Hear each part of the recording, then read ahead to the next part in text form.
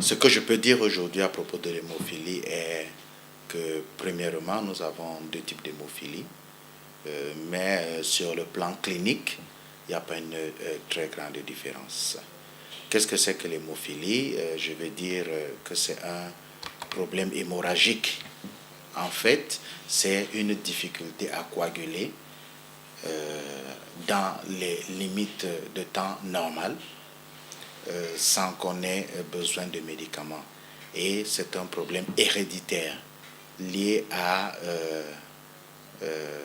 un déficit dans le processus de coagulation normal, qu'on appelle donc déficit ou absence de facteurs de coagulation.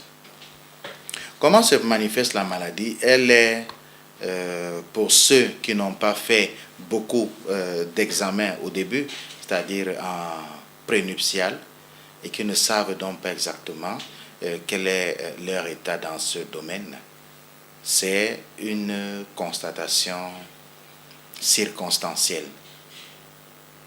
Je me blesse et je me rends compte du fait que le saignement dure plus longtemps que d'habitude. Je prends un exemple, lorsque l'enfant commence à se déplacer, il fait des petits bobos, il tombe à gauche et à droite et tout, et on se rend compte du fait que les bleus apparaissent. Tout le temps, il y a des bleus.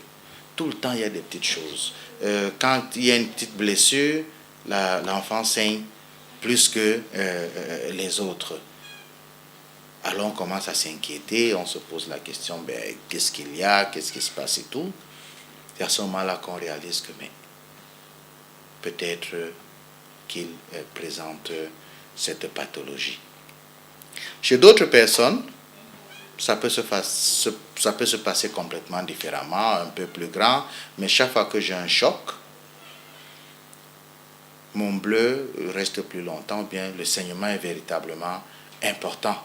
Les manifestations de cette maladie sous forme d'hémorragie cérébrale, sous forme d'hémorragie qui peut toucher les voies respiratoires, sous forme de saignement au niveau des muscles, par exemple le mollet, par exemple la cuisse, et ainsi de suite, ou encore des saignements au niveau de certaines articulations. L'autre problème, c'est qu'à un moment donné, certaines personnes peuvent avoir, à cause du frottement au niveau des articulations, avoir tout le temps des saignements à ce niveau-là. On parle donc de l'arthropathie hémophilique. Il faut savoir une chose, c'est une maladie génétique. La maladie génétique est liée à un problème au niveau d'un gène en particulier. Comment est-ce qu'on va traiter le gène? Non. Si pour vous, traitement signifie éradication de la maladie, c'est un peu compliqué.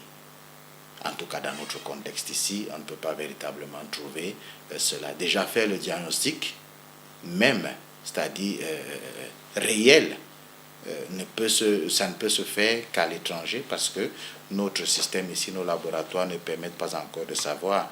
Mais on parle de la théorie d'un problème au niveau de